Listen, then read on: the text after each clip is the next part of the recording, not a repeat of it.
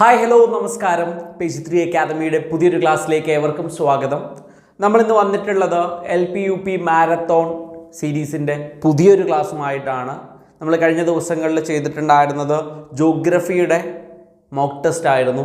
എങ്കിൽ ഇന്ന് നമ്മൾ നോക്കാൻ പോകുന്നത് സാമ്പത്തിക ശാസ്ത്രം, എക്കണോമിക്സിലെ മോക്ക് ടെസ്റ്റാണ്. നമ്മുടെ സിലബസിൽ പറഞ്ഞിട്ടുള്ള ബാങ്കുമായി ബന്ധപ്പെട്ടിട്ടുള്ള കുറച്ച് ചോദ്യങ്ങളാണ് നമ്മൾ ഇന്ന് എന്ത് ചെയ്യാൻ പോകുന്നത്, മോക്ക് ടെസ്റ്റ് ആയിട്ട് പോകുന്നത്. നിങ്ങൾ പഠിച്ചിട്ടുള്ള ബേസ് ആയിട്ടുള്ള കാര്യങ്ങൾ തന്നെയാണ് ഇതിലുള്ളത്. അപ്പോൾ ഇതിൽ 20 വാങ്ങാൻ നിങ്ങൾ എന്ത് ചെയ്യുക, റെഡി ആയിക്കൊള്ളുക. അപ്പോൾ ഓരോ ക്വസ്റ്റ്യൻസ് ഞാൻ വായിക്കും, ഉത്തരം അപ്പം തന്നെ എന്ത് ചെയ്യുക, കമൻറ്റ് ചെയ്യുക കേട്ടോ. ഈ 20 ചോദ്യങ്ങൾ കഴിഞ്ഞിട്ട് നമ്മൾ എന്ത് ചെയ്യുന്നതാണ്, ആൻസേഴ്സ് പരിശോധിക്കുന്നതാണ്. വളരെ പെട്ടെന്ന് നമ്മൾ ചോദ്യങ്ങൾ വായിച്ചു പോകും. അപ്പോൾ നിങ്ങൾ എന്ത് ചെയ്യണം, പോസ് ചെയ്യുക, ക്വസ്റ്റ്യൻസ് നോക്കുക, എന്താണെന്ന് വെച്ചാൽ ആൻസർ എന്ത് ചെയ്യുക, അപ്പോൾ തന്നെ കമൻറ്റ് ചെയ്യുക. അങ്ങനെ നമ്മൾ 20 ചോദ്യങ്ങൾ എന്ത് ചെയ്യാൻ പോവുകയാണ്, നോക്കാൻ പോവുകയാണ്. ഓക്കെ, അപ്പോൾ ഓൾ ദ ബെസ്റ്റ്. അപ്പോൾ ഫസ്റ്റ് ക്വസ്റ്റ്യൻ നോക്കുക. ഫസ്റ്റ് ക്വസ്റ്റ്യൻ, താഴെ തന്നിരിക്കുന്നതിൽ പേയ്മെൻറ്റ് ബാങ്കുകളുടെ കാര്യത്തിൽ ശരിയായ പ്രസ്താവന. പേയ്മെൻറ്റ് ബാങ്ക് നമുക്ക് പഠിക്കാനുണ്ട്. താഴെ തന്നിരിക്കുന്നവയിൽ പേയ്മെൻറ്റ് ബാങ്കുകളുടെ കാര്യത്തിൽ ശരിയായ പ്രസ്താവനയാണ് കാണാൻ പറഞ്ഞിട്ടുള്ളത്. പേയ്മെൻറ്റ് ബാങ്കുകൾ നിക്ഷേപം സ്വീകരിക്കും, എന്നാൽ വായ്പ നൽകുന്നതല്ല. പേയ്മെൻറ്റ് ബാങ്കുകൾ ഡെബിറ്റ് കാർഡ് നൽകും. പേയ്മെൻറ്റ് ബാങ്കുകൾക്ക് ഒരു വ്യക്തിയിൽ നിന്നും പരമാവധി സ്വീകരിക്കാവുന്ന നിക്ഷേപ തുക 2 ലക്ഷം രൂപ വരെയാണ്. 4. പേയ്മെൻറ്റ് ബാങ്കുകളിലെ നിക്ഷേപങ്ങൾക്ക് RBI നിശ്ചയിച്ച പലിശയാണ് ലഭിക്കുക. ഇവിടെ ശരിയായ പ്രസ്താവന, പേയ്മെൻറ്റ് ബാങ്കുകളുടെ കാര്യത്തിൽ താഴെ പറഞ്ഞിട്ടുള്ള 4 പ്രസ്താവനകളുണ്ടല്ലോ, ഈ 4 എണ്ണത്തിൽ ശരിയായത് ഏത് എന്നാണ് ചോദ്യം. അപ്പോൾ ഓപ്ഷൻസ് ഇവിടെ കൊടുത്തിട്ടുണ്ട്. ഓപ്ഷൻ കൊടുത്തിട്ടുള്ളത് ഒന്ന് ശ്രദ്ധിക്കണേ. 1, 2, 1ഉം 2ഉം മാത്രം ശരി, 2 മാത്രം ശരി, 1ഉം 2ഉം 3ഉം ശരിയാണ്, എല്ലാം ശരിയാണ്. ഇവിടെ നോക്കണേ, താഴെ തന്നിരിക്കുന്നവയിൽ പേയ്മെൻറ്റ് ബാങ്കുകളുടെ കാര്യത്തിൽ ശരിയായ പ്രസ്താവന.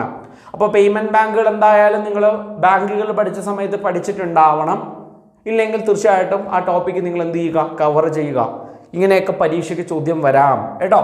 യെസ്. രണ്ടാമത്തെ ചോദ്യം, റിസർവ് ബാങ്കിനെ സംബന്ധിച്ച് ശരിയായ പ്രസ്താവന. 1934 reserve bank of India act പ്രകാരം രൂപീകരിക്കപ്പെട്ടു. ഹിൽട്ടൺ യങ് കമ്മിറ്റിയുടെ ശുപാർശ പ്രകാരമാണ് റിസർവ് ബാങ്ക് രൂപീകരിക്കപ്പെട്ടത്. 1 മാത്രം ശരി, 2 മാത്രം ശരി, 1ഉം 2ഉം ശരിയാണ്, 1ഉം 2ഉം തെറ്റാണ്. സിമ്പിളായിട്ടുള്ള ചോദ്യം. റിസർവ് ബാങ്കിനെ സംബന്ധിച്ച് ശരിയായ പ്രസ്താവന, പോസിറ്റീവായിട്ടുള്ള ചോദ്യമാണ്. 1934 reserve bank of India act പ്രകാരം രൂപീകരിക്കപ്പെട്ടു. ഹിൽട്ടൺ യങ് കമ്മിറ്റിയുടെ ശുപാർശ പ്രകാരമാണ് റിസർവ് ബാങ്ക് രൂപീകരിക്കപ്പെട്ടത്. ഇതിലേതാണ് ശരി? 1 മാത്രമാണോ, 2 മാത്രമാണോ, 1ഉം 2ഉം ആണോ, അല്ലെ ഇത് പറഞ്ഞതിലെല്ലാം തെറ്റാണോ എന്നാണ് ഇവിടെ ഓപ്ഷൻ തന്നിട്ടുള്ളത്. നിങ്ങൾ എന്ത് ചെയ്യണം, ഓപ്ഷൻ നോക്കുക. ആൻസർ എന്ത് ചെയ്യുക, രണ്ടാമത്തെ ക്വസ്റ്റ്യൻ്റെ ആൻസർ 2 എന്ന് എഴുതിയിട്ട് നമ്മുടെ കോഡ് തീർച്ചയായിട്ടും എന്ത് ചെയ്യണം, കമൻറ്റ് ചെയ്യണം. റെഡി. മൂന്നാമത്തെ ചോദ്യം, ആധുനിക സാമ്പത്തിക ശാസ്ത്രത്തിൻ്റെ പിതാവ് എന്നറിയപ്പെടുന്ന വ്യക്തി ആര്? തെറ്റാൻ സാധ്യതയുണ്ട്, ശ്രദ്ധിച്ചു നോക്കുക. ആധുനിക സാമ്പത്തിക ശാസ്ത്രത്തിൻ്റെയാണ്. ആധുനിക സാമ്പത്തിക ശാസ്ത്രത്തിൻ്റെ Amartya Sen, Adam Smith, Dadabhai Naoroji, PC Mahalanobis. കിട്ടിയോ? ആഡം സ്മിത്ത്, അമർത്യ സെൻ ഉണ്ട് ആദ്യത്തെ option, Adam Smith, Dadabhai Naoroji, PC Mahalanobis. ആധുനിക സാമ്പത്തിക ശാസ്ത്രത്തിൻ്റെ പിതാവ്. നാലാമത്തെ ചോദ്യം, ചുവടെ നൽകിയിരിക്കുന്ന പ്രസ്താവനകളിൽ, അവിടെ ക്വസ്റ്റ്യൻ അവസാനിച്ചിരിക്കുകയാണ്. പണച്ചുരുക്കമുള്ളപ്പോൾ RBI റിപ്പോ നിരക്ക് കുറയ്ക്കുന്നു. പണച്ചുരുക്കമുള്ളപ്പോൾ RBI ബാങ്ക് റേറ്റ് കുറയ്ക്കുന്നു. പണച്ചുരുക്കമുള്ളപ്പോൾ RBI റിപ്പോ നിരക്ക് കൂട്ടുന്നു. പണച്ചുരുക്കമുള്ളപ്പോൾ RBI ബാങ്ക് റേറ്റ് കൂട്ടുന്നു. 1 മാത്രം ശരി, 2 മാത്രം ശരി, 1, 2 ശരി, 3, 4 ശരി. അപ്പോൾ ചുവടെ തന്നിരിക്കുന്ന പ്രസ്താവനകളിൽ ഏതാണ് ശരി എന്നാണ് ഇവിടെ ചോദ്യം വരിക. വളരെ ഇമ്പോർട്ടൻ്റ് ആയിട്ടുള്ള ചോദ്യമാണ്. ബാങ്ക് റേറ്റ്, റിപ്പോ റേറ്റ്, ഇങ്ങനെയുള്ള പദങ്ങൾ നമ്മൾ എക്കണോമിക്സിൽ പഠിക്കാനുള്ളതാണ്. നിർബന്ധമായിട്ടും അത് പഠിച്ചു വയ്ക്കുക. ഇങ്ങനെ ചോദ്യം ഉറപ്പായിട്ടും പ്രതീക്ഷിക്കാവുന്നതാണ്. പണച്ചുരുക്കമുള്ളപ്പോൾ RBI റിപ്പോ നിരക്ക് കുറയ്ക്കുന്നു. പണച്ചുരുക്കമുള്ളപ്പോൾ RBI റിപ്പോ റേറ്റ് നിരക്ക് അല്ലേ, റിപ്പോ നിരക്ക് കുറയ്ക്കുന്നു എന്നാണ് ഇവിടെ, കുറയ്ക്കുന്നു. ബാങ്ക് റേറ്റ് കുറയ്ക്കുന്നു. ഇനി റിപ്പോ നിരക്ക് കൂട്ടുന്നു, അതുപോലെ തന്നെ ബാങ്ക് റേറ്റ് കൂട്ടുന്നു. ഇതാണ് ഓപ്ഷൻ. എന്തുള്ളപ്പോൾ? പണച്ചുരുക്കമുള്ളപ്പോൾ പണപ്പെരുപ്പം എന്താണ്, പണച്ചുരുക്കം എന്താണ്, ബാങ്ക് റേറ്റ് എന്താണ്, റിപ്പോ റേറ്റ് എന്താണ്? ഓക്കെ, ഇതെല്ലാം നോക്കി വയ്ക്കുക. റെഡി? നോക്കണേ, ക്വസ്റ്റ്യൻ ഇങ്ങനെയാണ് വന്നിട്ടുള്ളത്. അഞ്ചാമത്തെ ചോദ്യം, ഇന്ത്യൻ സാമ്പത്തിക ആസൂത്രണത്തിന്റെ പിതാവ് ആര്? ഡയറക്റ്റ് ആയിട്ടുള്ള ചോദ്യമാണ്. ദാദാഭായ് നവറോജി, എം വിശ്വേശ്വരയ്യ, PC മഹൽനോബിസ്, ഇവരാരുമല്ല. ആറാമത്തെ ചോദ്യമല്ല, നമ്മുടെ ഒരു പുതിയ ബാച്ച് ജാനുവരി 22 ഇനി വരുന്ന തിങ്കളാഴ്ച ആരംഭിക്കുന്നുണ്ട്. കോഴ്സിനെ കുറിച്ച് കൂടുതൽ അറിയാൻ താല്പര്യപ്പെടുന്നുണ്ടെങ്കിൽ ചൂടെ കാണുന്ന നമ്പറിലേക്ക് എന്ത് ചെയ്യുക, വിളിക്കുക. അടുത്ത ക്വസ്റ്റ്യൻ, ആറാമത്തെ ക്വസ്റ്റ്യൻ, യൂണിവേഴ്സിറ്റി ഗ്രാന്റ്സ് കമ്മീഷൻ ആരംഭിച്ചത് ഏത് പഞ്ചവത്സര പദ്ധതി കാലത്താണ്? പഞ്ചവത്സര പദ്ധതിയുമായി ബന്ധപ്പെട്ട് ഒരു ചോദ്യം. യൂണിവേഴ്സിറ്റി ഗ്രാന്റ്സ് കമ്മീഷൻ, ഒന്നല്ലെങ്കിൽ നിങ്ങളിത് എവിടെ പഠിച്ചിട്ടുണ്ടാവും? വിദ്യാഭ്യാസ കമ്മീഷൻ പഠിക്കുന്ന സമയത്ത് പഠിച്ചിട്ടുണ്ടാവും.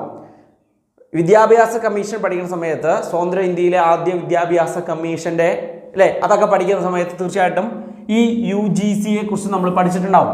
അപ്പോൾ UGC നിലവിൽ വന്ന വർഷം നമുക്കറിയും അല്ലേ. അങ്ങനെയാണെങ്കിൽ ഒന്നാം പഞ്ചവത്സര പദ്ധതിയാണോ, 2 ആണോ, 3 ആണോ, 4 ആണോ എന്നുള്ളത് ഒന്ന് എന്ത് ചെയ്യുക, കമന്റ് ചെയ്യുക. ആറാമത്തെ ചോദ്യമാണിത്. ഏഴാമത്തെ ചോദ്യത്തിലേക്ക് പോവാം. ഇന്ത്യയിൽ ആധുനിക രീതിയിലുള്ള ബാങ്കിംഗ് സമ്പ്രദായം ആരംഭിച്ച വർഷം? 1955, 1895, 1935, 1770. ഇന്ത്യയിൽ ആധുനിക രീതിയിലുള്ള ബാങ്കിംഗ് സമ്പ്രദായം ആരംഭിച്ച വർഷമാണ് ചോദിച്ചത്. വളരെ ഇമ്പോർട്ടൻ്റ് ആണ്. ഇതുമായി ബന്ധപ്പെട്ട ഒരു ബാങ്കൊക്കെ നിങ്ങൾ പഠിച്ചിട്ടുണ്ടാവും. അടുത്ത ക്വസ്റ്റ്യൻ, എട്ടാമത്തെ ക്വസ്റ്റ്യൻ, ഇന്ത്യൻ ബാങ്കിംഗ് മേഖലയെ പറ്റി പഠിക്കാൻ നിയമിക്കപ്പെട്ട കമ്മിറ്റി ഏത്? കമ്മീഷനെ കുറിച്ച് പഠിക്കണം കേട്ടോ. സാമ്പത്തിക ശാസ്ത്രത്തിൽ കുറച്ച് കമ്മീഷനുകൾ നമുക്ക് പഠിക്കാനുണ്ട്. അപ്പോൾ അങ്ങനെ ബാങ്കിംഗ് മേഖലയുമായി ബന്ധപ്പെട്ടിട്ടുള്ള ബാങ്കിംഗ് മേഖലയെ പറ്റി പഠിക്കാൻ നിയമിക്കപ്പെട്ട കമ്മിറ്റി ഏത് എന്നുള്ളതാണ് ചോദ്യം. Raja Chelliah committee, Malhotra committee, Narasimham committee, Kelkar committee കേട്ടോ, ഗേൽക്കാർ കമ്മിറ്റി. ഓക്കെ, അപ്പോൾ എട്ടാമത്തെ ചോദ്യം, ബാങ്കിംഗ് മേഖലയെ പറ്റി പഠിക്കാൻ നിയമിക്കപ്പെട്ട കമ്മിറ്റി ഏത്? ഒൻപതാമത്തെ ചോദ്യം, കൃഷിക്കും ഗ്രാമവികസനത്തിനും വേണ്ടിയുള്ള ദേശീയ ബാങ്ക് ഏത്? കൃഷിക്കും ഗ്രാമവികസനത്തിനും വേണ്ടിയുള്ള ദേശീയ ബാങ്ക് ഏതാണ്? Exim bank, Punjab national bank, SIDBI, NABARD.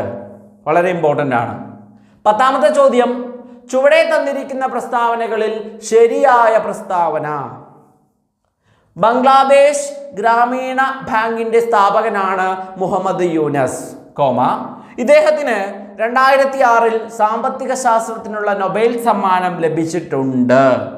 രണ്ടാമത്തെ പ്രസ്താവന, മൈക്രോ ഫിനാൻസിന്റെ പിതാവ് എന്നറിയപ്പെടുന്ന ഇദ്ദേഹത്തിന്റെ കൃതിയാണ് ബാങ്കർ ടു ദ പൂർ. ചുവടെ തന്നിരിക്കുന്ന പ്രസ്താവനകളിൽ ശരിയായ പ്രസ്താവന ഏത് എന്നുള്ളതാണ് ചോദ്യം. 1 മാത്രം, 2 മാത്രം, 1, 2 ശരി, 1, 2 തെറ്റ് എന്നാണ് ഓപ്ഷൻ തന്നിട്ടുള്ളത്. ഓക്കെ, കിട്ടിയോ? 11ാമത്തെ ചോദ്യം, ആദ്യകാലങ്ങളിൽ ഇംപീരിയൽ ബാങ്ക് ഓഫ് ഇന്ത്യ എന്ന പേരിൽ അറിയപ്പെട്ടിരുന്ന ബാങ്ക് ഏതാണ്? വളരെ സിമ്പിൾ ആയിട്ടുള്ള ചോദ്യം. UTI bank, bank of Baroda, central bank of India, state bank of India. Okay, state bank of India, SBI. കിട്ടിയോ? അടുത്തത് 12ാമത്തെ ചോദ്യം, ചെറുകിട വ്യവസായങ്ങളെ പ്രോത്സാഹിപ്പിക്കാൻ വായ്പ നൽകുന്ന ബാങ്ക് ഏത്? ചെറുകിട വ്യവസായങ്ങളെ പ്രോത്സാഹിപ്പിക്കാൻ Exim bank, SIDBI, IFCI, NABARD. കിട്ടിയോ? നബാർഡ്. 13ാമത്തെ ചോദ്യം, നബാർഡിന്റെ രൂപീകരണവുമായി ബന്ധപ്പെട്ട കമ്മീഷൻ ഏത്? RBI രൂപീകരണവുമായി ബന്ധപ്പെട്ട കമ്മീഷൻ പറഞ്ഞു അല്ലേ? അതിനുശേഷം ബാങ്കുകളുടെ ബാങ്കിങ് മേഖലയെ സംബന്ധിച്ച് പഠിക്കാൻ വേണ്ട കമ്മീഷന്റെ കാര്യം ചോദിച്ചു. ഇപ്പൊ ദാ പറയുന്നു, നബാർഡ് രൂപീകരണവുമായി ബന്ധപ്പെട്ട കമ്മീഷൻ ഏതാണ്? Sivaraman commission, Narasimham commission, Malhotra commission, Raja Chelliah commission. 14ാമത്തെ ചോദ്യം, ഇന്ത്യയിൽ നികുതി പരിഷ്കരണത്തിന് നിർദ്ദേശം നൽകിയ കമ്മിറ്റി ഏതാണ്? കമ്മീഷൻ ഏതാണ്? Narasimham committee, Raja Chelliah committee, Kothari committee, Malhotra committee. നികുതി പരിഷ്കരണത്തിന് കേട്ടോ, നികുതി പരിഷ്കരണത്തിന്. 15ാമത്തെ ചോദ്യം, കയറ്റുമതിക്കും ഇറക്കുമതിക്കും സഹായം നൽകുന്ന ബാങ്ക് ഏത്? SEBI, NABARD, EXIM, RBI. Yes. 16ാമത്തെ ചോദ്യം, ചുവടെ തന്നിരിക്കുന്ന പ്രസ്താവനകളിൽ റിസർവ് ബാങ്കിനെ സംബന്ധിച്ച തെറ്റായ പ്രസ്താവന ഏത്? തെറ്റായ പ്രസ്താവന. ബാങ്കുകളുടെ ബാങ്ക് എന്നറിയപ്പെടുന്നു, വിദേശ നാണ്യത്തിന്റെ സൂക്ഷിപ്പുകാരൻ, കേന്ദ്ര സംസ്ഥാന സർക്കാരുകൾക്ക് വായ്പ നൽകുന്നു, ₹1 നോട്ടിൽ ഒപ്പുവെക്കുന്നത് റിസർവ് ബാങ്ക് ഗവർണറാണ്. ഈസി ആയിട്ടുള്ള ചോദ്യം. തെറ്റായ പ്രസ്താവന ആരെ സംബന്ധിച്ച്? RBIനെ സംബന്ധിച്ച്. കിട്ടിയോ? 16ാമത്തെ ചോദ്യം. കമന്റ് ചെയ്യുമല്ലോ, കമന്റ് ചെയ്യണേ. 17ാമത്തെ ചോദ്യം, കേരള ബാങ്കിന്റെ ആദ്യ president Gopi Kottamurickal, MK Kannan, S Shajahan, Ramesh Babu. 18ാമത്തെ ചോദ്യം, ചുവടെ നൽകിയിരിക്കുന്നവയിൽ തെറ്റായ പ്രസ്താവന ഏത്? ഗ്രാമീണ വികസനത്തിനായി പ്രവർത്തിക്കുന്ന ബാങ്കുകളെ ഏകോപിപ്പിക്കുന്ന ബാങ്കാണ് നബാർഡ്. നബാർഡ് രൂപീകൃതമായ വർഷം 1982 ഗ്രാമീണ വികസനത്തിനും കാർഷിക വികസനത്തിനുമായി പ്രവർത്തിക്കുന്ന ഇന്ത്യയുടെ പരമോന്നത ബാങ്കാണ് നബാർഡ്. രാജാ ചെല്ലയ്യ കമ്മിറ്റിയുടെ നിർദ്ദേശപ്രകാരം രൂപം കൊണ്ടു. ഇതിൽ തെറ്റായ പ്രസ്താവന ഏതെന്നാണ് ചോദ്യം കേട്ടോ. തെറ്റായ പ്രസ്താവന ഏതെന്നാണ് ചോദ്യം. കിട്ടിയോ? തെറ്റായ പ്രസ്താവന ഏതെന്നാണ് ചോദ്യം. ഓൾറെഡി ഇതിനു മുമ്പ് ഒരു ചോദ്യം ശ്രദ്ധിച്ചിട്ടുള്ളവർക്ക് ഇതിന് ഉത്തരം കിട്ടിയിട്ടുണ്ടാവണം, അല്ലെങ്കിൽ ഇത് തെറ്റിക്കഴിഞ്ഞാൽ ആ ചോദ്യം ഒന്ന് നോക്കിയാൽ മനസ്സിലാവും. 19ാമത്തെ ചോദ്യം, ഇന്ത്യൻ ഓഹരി വിപണിയെ നിയന്ത്രിക്കുന്ന സെബി രൂപം കൊണ്ട വർഷം 1973, 1988, 1979, 1982. ലാസ്റ്റ് ക്വസ്റ്റ്യൻ, ഇന്ത്യയിലെ ആദ്യത്തെ ലൈഫ് ഇൻഷുറൻസ് സ്ഥാപനം ഏത്? Life insurance corporation, Bombay life insurance, oriental life insurance, general insurance corporation. അങ്ങനെ 20 ചോദ്യങ്ങളാണ് നമ്മൾ നോക്കിയത്.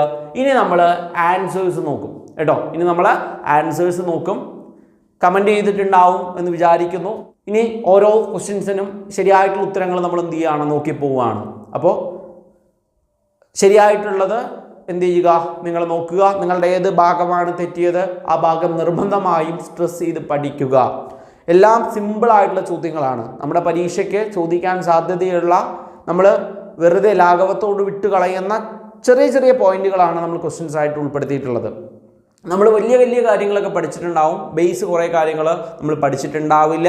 അപ്പോൾ ഒരു തുടക്കക്കാർക്കും അതുപോലെ തന്നെ ഒരു അഡ്വാൻസ് ലെവലിൽ പഠിച്ചുകൊണ്ടിരിക്കുന്നവർക്കൊക്കെ ഈ മോഡൽ എക്സാം, ഈ ഒരു മോക്ക് ടെസ്റ്റ് എഴുതിയാൽ ഉറപ്പായിട്ട് ഗുണമുണ്ടാവും.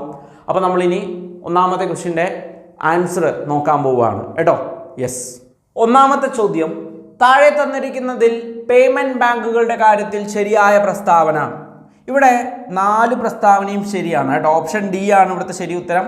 പേയ്മെൻറ്റ് ബാങ്കുകൾക്ക് നിക്ഷേപം സ്വീകരിക്കാനും വായ്പ നിക്ഷേപം സ്വീകരിക്കാം, എന്നാൽ വായ്പ നൽകാൻ കഴിയില്ല. പേയ്മെൻറ്റ് ബാങ്കുകൾക്ക് ഡെബിറ്റ് കാർഡ് ഉണ്ടാകും, ക്രെഡിറ്റ് കാർഡ് ഉണ്ടാവില്ല. പേയ്മെൻറ്റ് ബാങ്കുകൾക്ക് ഒരു വ്യക്തിയിൽ നിന്ന് 2 ലക്ഷം രൂപ വരെയാണ് നിക്ഷേപം സ്വീകരിക്കാൻ കഴിയുക.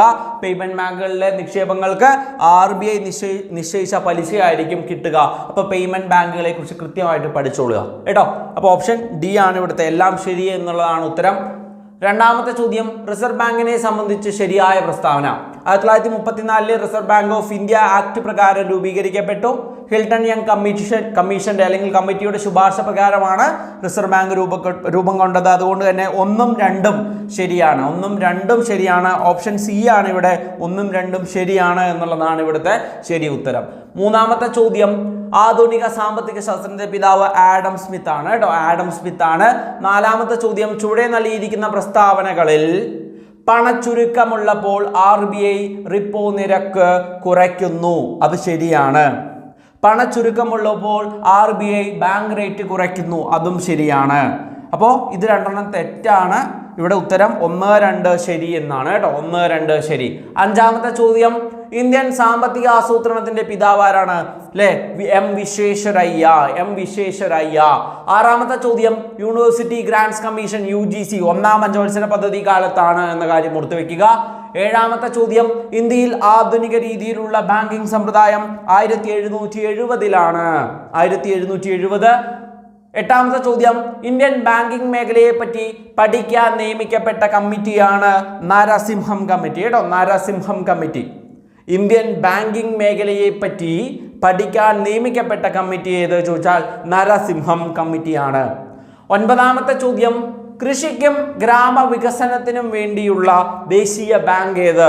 നബാർഡാണ് കേട്ടോ. കൃഷിക്കും ഗ്രാമവികസനത്തിനും വേണ്ടിയുള്ള ദേശീയ ബാങ്കാണ് നബാർഡ് എന്ന് പറയുന്നത്. പത്താമത്തെ ചോദ്യം, ചുവടെ തന്നിരിക്കുന്ന പ്രസ്താവനകളിൽ ശരിയായ പ്രസ്താവന. ബംഗ്ലാദേശ് ഗ്രാമീണ ബാങ്കിന്റെ സ്ഥാപകനാണ് മുഹമ്മദ് യൂനസ്. ശരിയാണ്. ഇദ്ദേഹത്തിന് 2006 സാമ്പത്തിക നൊബേൽ കിട്ടിയിട്ടുണ്ട്. ശരിയാണ്. മൈക്രോ ഫിനാൻസിന്റെ പിതാവ് എന്നറിയപ്പെടുന്നത് ഇദ്ദേഹമാണ്. ശരിയാണ്. ഇദ്ദേഹത്തിന്റെ കൃതിയാണ് ബാങ്കർ ടു ദ പുവർ. ശരിയാണ്. അപ്പോൾ 1, 2 ശരിയാണ്.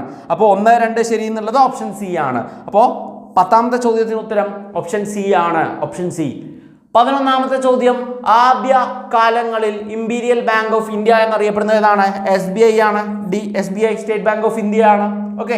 12ാമത്തെ ചോദ്യം, ചെറുകിട വ്യവസായങ്ങളെ പ്രോത്സാഹിപ്പിക്കാൻ വായ്പ നൽകുന്ന ബാങ്ക് ഏത് ചോദിച്ചാൽ സിഡ്ബി ആണ് കേട്ടോ. സിഡ്ബി ആണ്. 13ാമത്തെ ചോദ്യം, നബാർഡിന്റെ രൂപീകരണവുമായി ബന്ധപ്പെട്ട കമ്മീഷൻ ശിവരാമൻ കമ്മീഷനാണ്. ശിവരാമൻ കമ്മീഷൻ. 14ാമത്തെ ചോദ്യം, ഇന്ത്യയിൽ നികുതി പരിഷ്കരണത്തിന് നിർദ്ദേശിച്ചത് ആരാണ്? രാജാ ചെല്ലയ്യ. ഓക്കെ. അടുത്തത് 15ാമത്തെ ചോദ്യം, കയറ്റുമതിക്കും ഇറക്കുമതിക്കും സഹായം നൽകുന്നത് എക്സിം ബാങ്ക് ആണ്. ഓക്കെ. എക്സിം ബാങ്ക് ആണ്. Export import bank Exim bank ആണ്. 16ാമത്തെ ചോദ്യം, ചുവടെ തന്നിരിക്കുന്ന പ്രസ്താവനകളിൽ റിസർവ് ബാങ്കിനെ സംബന്ധിച്ച തെറ്റായ പ്രസ്താവന. ബാങ്കുകളുടെ ബാങ്ക് എന്നറിയപ്പെടുന്നു റിസർവ് ബാങ്ക്. വിദേശ നാണയത്തിന്റെ സൂക്ഷിപ്പുകാരനാണ് റിസർവ് ബാങ്ക്. കേന്ദ്ര സംസ്ഥാന സർക്കാരുകൾക്ക് വായ്പ നൽകുന്നുണ്ട്. 1 രൂപ നോട്ടിൽ ഒപ്പുവെക്കുന്നത് റിസർവ് ബാങ്ക് ഗവർണറാണോ? അല്ല, അത് ധനകാര്യ സെക്രട്ടറിയാണ്. 1 രൂപ ഒഴികെയുള്ളത് എന്ന് വെച്ചാൽ ഓക്കെയാണ്. 1 രൂപ നോട്ടിലല്ല, 1 രൂപ നോട്ടിൽ ഒഴികെ. ഓക്കെ. അത് ഗവർണർ ആയിരിക്കും. റിസർവ് ബാങ്ക് ഗവർണർ ആയിരിക്കും. അല്ലെ, റിസർവ് ബാങ്കിന്റെ തലവനായ റിസർവ് ബാങ്ക് ഗവർണർ ആയിരിക്കും. അപ്പൊ ഇവിടെ തെറ്റായ പ്രസ്താവന ചോദിച്ചത് 4ാമത്തെ തെറ്റായതാണ്. അതുകൊണ്ട് അല്ലെ option A, B, C, D. അപ്പോൾ ഇതിൽ D ആണ് ഇവിടുത്തെ ശരി ഉത്തരം. 17ാമത്തെ ചോദ്യം, കേരള ബാങ്കിന്റെ ആദ്യ പ്രസിഡന്റ് ആദ്യത്തെ ഉണ്ട് ഗോപി കോട്ടമുറിക്കലാണ്. 18ാമത്തെ ചോദ്യം, ചുവടെ നൽകിയിരിക്കുന്നവയിൽ തെറ്റായ പ്രസ്താവന. ഗ്രാമീണ വികസനത്തിനായി പ്രവർത്തിക്കുന്ന ബാങ്കുകളെ ഏകോപിപ്പിക്കുന്ന ബാങ്കാണ് നബാർഡ്. ശരിയാണ്. നബാർഡ് രൂപീകൃതമായത് 1982-ലാണ്. ശരിയാണ്. ഇനി ഗ്രാമീണ വികസനത്തിനും കാർഷിക വികസനത്തിനുമായി പ്രവർത്തിക്കുന്ന ഇന്ത്യയുടെ പരമോന്നത ബാങ്കാണ് നബാർഡ്. അതും ശരിയാണ്. രാജാ ചെല്ലയ്യ കമ്മിറ്റിയുടെ നിർദ്ദേശപ്രകാരമാണ്. തെറ്റ്. ശിവരാമൻ കമ്മിറ്റി അല്ലേ? ശിവരാമൻ കമ്മിറ്റിയാണ്. രാജാ ചെല്ലയ്യ അതാണ് നികുതി പരിഷ്കരണമാണ്. അതുകൊണ്ട് ഇവിടെ 4ാമത്തെയാണ് ഓപ്ഷൻ D ആണ് തെറ്റായിട്ടുള്ളത്. ഇവിടെ തെറ്റായ പ്രസ്താവനയാണ് ചോദിച്ചത്. ഇത് തെറ്റാണ്. കിട്ടിയോ?